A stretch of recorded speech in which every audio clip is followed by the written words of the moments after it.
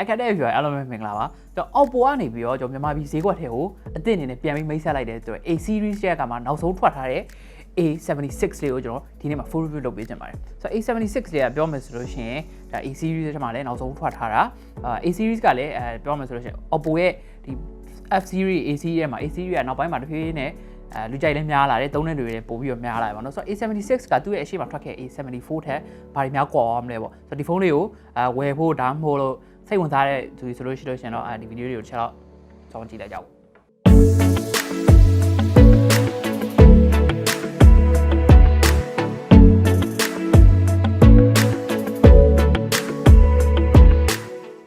သူရဲ့ဒီ design က Oppo ရဲ့သူတို့ညှိုးထားသလိုပေါ့နော်အကျန်းခံတဲ့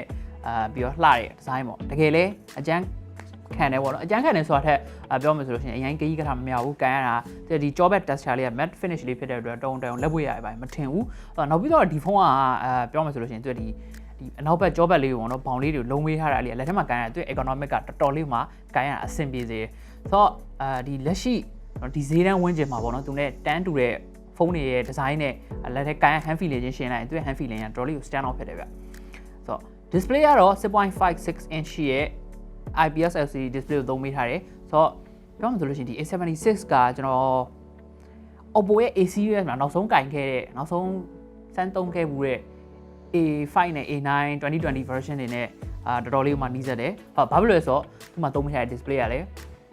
LCD display မှာ 720p နဲ့ဖြစ်နေလို့ပါဆိုတော့ 720p ဆိုပေမဲ့သူကနည်းနည်းပို့ပြီးတော့တာသွားတဲ့ထူးခြားသွားတဲ့ချက်ကတော့သူ့ရဲ့ဒီ display က selfie camera pan show လေးနဲ့လုပ်ပေးထားတယ် water drop notch နဲ့မဟုတ်ဘူးနောက်ပြီးတော့သူ့မှာ 90Hz high refresh rate ပါပါတယ်ဆိုတော့ color တော့ Oppo က color rich လို့ပြောထားတယ်ဆိုပေမဲ့ color rich တော့ဖြစ်တယ်ပြောမှဆိုလို့ရှိရင်အရင် rich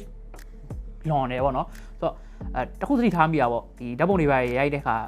အထူးသဖြင့် portrait ပုံတွေပါမှာပေါ့နော်ဒီ skin tone color တွေပါဒီဖုန်းထဲမှာကြည့်လို့ရှိရင်နည်းနည်းလေးနီးကျင်ဖြစ်နေတာလေးတွေ့ရတယ်ဆိုတော့တခြားဖုန်းတွေမှာပြန်ကြည့်ရဲ့တခြား display တစ်ခုမှာပြန်ကြည့်တဲ့အချိန်မှာတော့ color ကပုံမှန် natural skin tone color ပဲဒါပေမဲ့သူ့ပေါ်မှာတော့နည်းနည်းလေးနီနေလို့ခံစားရတယ် 90Hz တော့ပါတယ်ဒါပေမဲ့720နဲ့ဖြစ်နေတဲ့အတွက်သုံးရတာတစ်ခုမဟုတ်တစ်ခုလိုနေဆိုတဲ့ feeling ကတော့ရတယ်ဆိုတော့ brightness ကတော့ဒီကျွန်တော်တို့ indoor ပဲဖြစ်ဖြစ် outdoor ပဲဖြစ်ဖြစ်သုံးမယ်ဆိုလို့ရှိရင်အဆင်ပြေပြေနဲ့သုံးရတော်တော်လေးလင်းပါတယ် 90Hz ပါတဲ့အတွက်ကျွန်တော်တို့ game တွေပါကစားတာ social media ရဲ့ new feeds တွေပုတ်တိုင်းပါတယ်မှာတော့တော်သွားတယ်ဒါပေမဲ့ YouTube လို့ဘာလို့ပေါ့နော်တော့ video platform တွေပါမှာ video တွေပါကြည့်ရခါမှာတော့နည်းနည်းလေးတော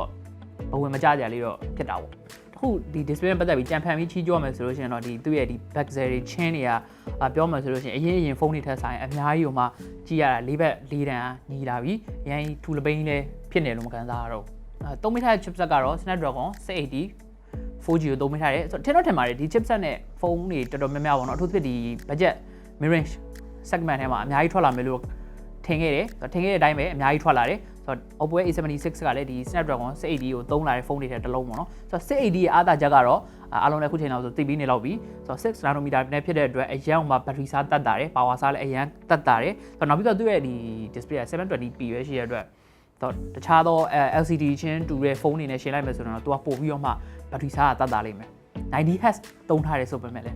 ဆိုတော့ကျွန်တော်ဒီဖုန်းကိုသုံးနေတဲ့အချိန်တော်တော်များများမှာ display ကို auto round 60Hz နဲ့ 90Hz ကိုမပြောင်းထားဘူး 90Hz ကြီးတော့တောက်လျှောက်ဖွင့်ပြီးတော့သုံးတယ်သူ့ရဲ့ဒီ brand ထည့်ပေးထားတာ RAM 6GB memory က 128GB ပါတယ်ဆိုတော့ RAM expansion ပေါ့နော် memory ထဲကနေပြီးတော့ယူပြီးတော့ RAM အနေနဲ့ပြန်သုံးတာဆိုတော့ဒီ feature ကအခုချိန်မှာ mid range phone ဘယ် brand ရဲ့ mid range phone ပဲဖြစ်ဖြစ်ကြည့်လိုက်ရင်ပါလာပြီဆိုတော့ကိုကဒီ social media တွေပဲဖြစ်ဖြစ်ပေါ့နော် game တွေပါဆောင်းနေနေ Facebook ပို့ချင်တာတို့ Messenger သုံးချင်တာတော့ပါဘူးဆိုလို့ရှိရင်အရင်ထစ်တာတော့ပါဘူးတိတ်ပြီးမရှိဘူးဒါပေမဲ့ဒီဖုန်းကိုသုံးနေနေတချို့တစ်ခါလေ game ဆော့နေနေ game က crash ဖြစ်သွားတာမျိုးတော့ကြုံဘူးရပေါ့နော်ဆိုတော့ဒါ RAM ကလည်း 6GB ကိုမှထပ်ပြီးတော့ extend လုပ်ပေးထားတာဖြစ်တဲ့အတွက်ဒါ RAM နဲ့တော့မဆိုင်တော့တော့တင်တယ်သူရဲ့ chipset ကြောင့်ပဲဖြစ်လိမ့်မယ် Snapdragon 680 4G ဒီheavy gaming တွေအတွက်မဟုတ်ဘူးလုံးဝ casual gaming ပဲကျွန်တော်တာမန်ဆော့နေကြ game လေးတွေကိုပဲပေါ့ပေါ့ပါဆော့ဖို့အတွက်လောက်ပဲအရင် level heavy gaming Genshin Impact တို့ဘာလို့မျိုးတော့တွားပြီးတော့ဆော့လို့မရဘူးပေါ့နော်ကျွန်တော်ပုံမှန်ဆော့နေကြ casual game တွေကိုပဲ medium graphics နဲ့ medium frame rate လောက်ထိ AC ဆော့လို့ရတယ် camera တော့ပြောမှဆိုလို့ရှိရင်သူ့ရဲ့ဒီဈေးတန်းတူတခြားဖုန်းတွေနဲ့မတူတဲ့ချက်ကတော့သူ့ရဲ့ camera ပေါ့နော် camera ကဘာလဲဆိုတော့2018 2019လောက်ကိုပြန်အောင်သွားလို့တော့ခံစားရတယ်သူမှာသုံးမိထားတာဒီ dual camera system ကိုသုံးမိထားတယ် main camera f2.2 ရှိရဲ့30 megapixel ပါကျန်တာကတော့2 megapixel depth sensor လေးပေါ့နော်ဆိုတော့သူ့ကိုအဓိက camera နဲ့ပတ်သက်ပြီး highlight လုပ်ထားတာလည်းဒီ portrait နဲ့ပတ်သက်တာပဲပေါ့နော်ဒီသူ့ရဲ့ဒီ portrait ပုံတွေကနောက်ခံ background ကအမဲအောင်ဖြစ်သွားတယ်ဆိုလို့ရှိရင်ဒီ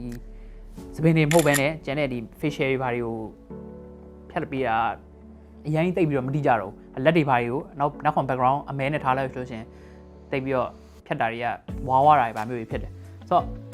portrait ကိုလုံးဝ lighting ကောင်းရှိရ light source ကောင်းတဲ့နေရာမျိုးမှာရိုက်မှာပဲ bouquet တော်တော်လှတဲ့ပုံတွေရမယ်လို့ကျွန်တော်ထင်တယ်ဆိုတော့ကျွန်တော် indoor ရိုက်ကြည့်ရတော့အရင်ကြီးတော့စိတ်တိုင်းမကြဘူးသူရဲ့ portrait ပုံတွေဆိုတော့ main camera ကလည်းဒီ30 megapixel ကပြောရမယ်ဆိုလို့ရှိရင် high resolution megapixel lens မဟုတ်တဲ့အတွက်ပြောမှဆိုရင် detail ရောအရင်အရာကြီးတော့မဟုတ်ဘူး detail သိမ့်မရဘူးlighting ကောင်းတဲ့နေရာမှာတော့ပုံထွက်တွေရောလှတယ်ဒါပေမဲ့သူ့ရဲ့ဒီရိုက်တဲ့ပုံတွေပေါ့နော်ဒီဖုန်းမှာပဲပြန်ကြည့်ရအောင်မှာနည်းနည်းလေးတော့ပြောမယ်ဆိုလို့ရှိရင် grainy ဖြစ်နေတာတွေ noise ဝင်နေတာမျိုးတွေတော့ကြုံရတယ်အထူးသဖြင့် night shot တွေပါရိုက်တဲ့ခါမှာပေါ့ night shot တွေမှာဆိုလို့ရှိရင်အရင် noise များတယ် selfie အတွက်တော့8 megapixel selfie camera ကိုသုံးပေးထားတယ်ဆိုတော့တာမန်ပါနေကြ color filters တွေပါတာလွဲပြီးတော့ဘာမှတိတ်ပြီးတော့ true မတွေ့ဘူး AI mode ကိုဖွင့်ပြီးရိုက်လိုက်မယ်ဆိုလို့ရှိရင် AI မဖွင့်ပဲရိုက်တာထက်စားလို့ရှိရင်တော့ color ရတော့ပို့ပြီးတော့ saturated ဖြစ်သွားတယ်ဒါပေမဲ့ detail တွေကပို့ပြီးတော့ကြာသွားတယ်လို့ခံစားရတယ်ချို့နေရာမှာဆိုလို့ရှိရင်ဖုန်းကအရင် shaky ဖြစ်နေသလိုမျိုး blur ဖြစ်နေတာမျိုးတွေပဲကြုံရတယ်ပေါ့နော်ဆိုတော့တာမန် blur လည်းမဟုတ်ဘဲနဲ့လုံးဝကြီးကိုတိတိကျကျကြီးကို blur တွေထားနေတာပေါ့ဗီဒီယိုရိုက်မယ်ဆိုလို့ရှိရင်တော့ 1080p ကို 30fps နဲ့အမြင့်ဆုံးရိုက်လို့ရတယ်ဆိုတော့ EIS တွေပါမပါဖြစ်တဲ့အတွက်ဗီဒီယိုကလည်းတော်တော်လေးတော့တုံပါတယ်ပြောရမယ်ဆိုလို့ရှိရင်တော့ camera ဒီဖုန်းရဲ့အားသာချက်မဟုတ်ဘူးလို့ပဲပြောမှာပေါ့ဆိုတော့ဒီဖုန်းအားသာချက်ကဘာလဲဆိုတော့သူ့ရဲ့ battery life ပါ YouTube 2နိုင်ခွဲတိတိ stream တဲ့ခါမှာမှ battery က 20% ပဲကုန်တယ်ပြီးတော့နောက်တစ်ခုထပ်ကောင်းတာ standby တိုင်းဒီဖုန်းကိုကျွန်တော်ပြောမယ်ဆိုလို့ရှိရင်အားပြည့်သွင်းပြီးတော့တစ်ပတ်လောက်တိတိပေါ့နော်တစ်ပတ်လောက်တိတိ standby ထားရပြီးရယ်ဆိုတော့ 20% ပဲကုန်တယ် 20% ပဲကုန်တယ်ဆိုတော့ဒီဖုန်းကပြောမယ်ဆိုလို့ရှိရင်keyway ဘာကြီးသွားတာမျိုးဖုန်းကိုခဏအားမသွင်းခြင်းတဲ့သူတွေဒီလိုကာလာမျိုးပေါ့နော်မိခဏပြက်နေတဲ့ဟာကိုဖုန်းကလည်းခဏလေးအားမသွင်းခြင်းဖုန်းကိုကြာလေးသုံးခြင်းတဲ့သူတွေအတွက်ကတော့ဒီဖုန်းကလုံးဝကွက်တီပဲဆိုတော့ဒါပေမဲ့ခဏအားပြန်သွင်းခြင်းတယ်ဆိုလို့ရှိရင်လည်းတိတ်ပြီးတော့အချိန်မပေးရဘူး0ကနေ 100% ပြည့်ဖို့အတွက်ကို1နာရီနဲ့10မိနစ်ပဲကြာပါတယ်ဆိုတော့မိနစ်90ပေါ့နော်ဆိုတော့1နာရီနဲ့10မိနစ်ဆိုတာဘယ်လောက်မှအရင်ကြီးတော့လဲကြာတာတော့မဟုတ်ဘူးပေါ့ဆိုတော့ဒီဖုန်းဒီ standby တိုင်းမှာရော battery life မှာရောတော်တော်လေးကိုမှခံတဲ့ဖုန်းပါတာမန် user တွေအတွက်ပဲဖြစ်ဖြစ် heavy user တွေအတွက်ပဲဖြစ်ဖြစ်နှစ်ရက်လောက်ကတော့ AC သုံးလို့ရတယ် Android version 11 ColorOS 11နဲ့လာတယ် ColorOS ဆိုတာအခုချိန်မှာတော်တော်များများဒီမြန်မာနိုင်ငံsmartphone user တွေနဲ့လည်းတရင်တနည်းဖြစ်နေလောက်ပြီလို့ထင်တယ်တော်တော်များများလည်း ColorOS နဲ့မစိမ်းလောက်ကြတော့ဘူးOnePlus တို့ဘာလို့ဖုန်းတွေမှာတော့မှ ColorOS တွေသုံးလာပြီဆိုတော့ ColorOS ကအရင်ကထက်စားလို့ရှိရင်ပို့ပြီးတော့ကျေပန်းလာတယ်လို့ပြောလို့ရတယ်ဆိုတော့ conclusion အနေနဲ့ပြောမယ်ဆိုလို့ရှိရင်ဒီဖုန်းကဘယ်သူတွေ recommend ပေးရမလဲဆိုတော့ကျွန်တော်ခုနပြောခဲ့သလိုပေါ့နော်power user တွေအတွက်ပေါ့ဖုန်းအရင်ပြောတယ်social media လည်းအရင်ပုတ်တဲ့သူတွေအတွက်ဆိုလို့ရှိရင်ဒီဖုန်းကို recommend ချင်တယ်ဘာလို့လဲဆိုတော့သူ့ရဲ့ battery life ကြောင့်ပါသူ့ရဲ့ battery life ဒီ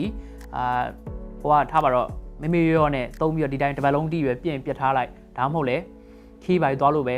ယူသွားခြင်းနဲ့ power bank တွေပါလည်းမဆောင်သွားခြင်းဆိုလို့ရှိရင်ဒီဖုန်းနဲ့အဆင်ပြေပါတယ်ဆိုတော့ဘယ်လိုလူတွေ recommend မပေးခြင်းလဲဆိုတော့ YouTube အရင်ကြည့်ပြတဲ့သူတွေနောက်ပြီးတော့ game တွေပါဟိုမှာ heavy game တွေပါဆော့တက်တဲ့သူတွေအတွက်ဆိုလို့ရှိရင်တော့ဒီကောင်တိတ်ပြီးတော့ recommend မပေးခြင်းဘူးနောက်ပြီးတော့ကင်မရာပိုင်းလည်းနည်းနည်းလေးအားနေရဖြစ်တဲ့အတွက် selfie သမားတွေ photographer တွေအတွက်ပေါ့နော် mobile photographer တွေအတွက်ကဒီဖုန်းကတိတ်ပြီးတော့မကိုက်ဘူးဆိုတော့ဒါကတော့ Oppo ရဲ့ A series မှာနောက်ဆုံးထွက်ထားတဲ့ Oppo A76 ပဲဖြစ်ပါတယ်ဆိုတော့အားလုံးပဲအဆုံးထိကြည့်ပေးတဲ့အတွက်ကျေးဇူးအများကြီးတင်ပါတယ်ကျွန်တော်ချိုလွန်မိုးပါအားလုံးပဲ